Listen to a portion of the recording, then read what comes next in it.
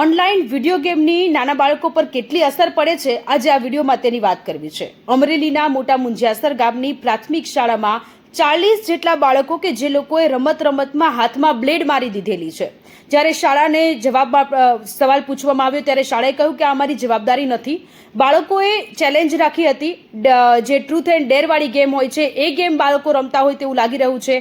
ડેર આવે એટલે બાળકને બ્લેડ મારવાની, જે બ્લેડ મારશે તેને 10 રૂપિયા મળશે, જે બ્લેડ નહીં મારે તેને 5 રૂપિયા મળશે। એ પ્રકારની કોઈ ગેમ હતી અને એને લઈને આ બાળકોએ પોતાના હાથમાં ઘણી બધી બ્લેડ્સ મારેલી છે। ત્યારે સવાલ એ થઈ રહ્યો છે કે શાળા દ્વારા એ પ્રકારનું નિવેદન આપવામાં આવ્યું છે કે એમાં શાળાની કોઈ જવાબદારી નથી, શાળાના પરિસરમાં નથી થયું। હવે અત્યારે પૂછપરછનો મુદ્દો, સવાલ એ થઈ રહ્યો છે કે જ્યારે વિદ્યાર્થીઓ શાળામાં હોય છે ત્યારે એ જવાબદારી શાળાની જ હોય છે, વાલીઓની એ જવાબદારી આવતી નથી।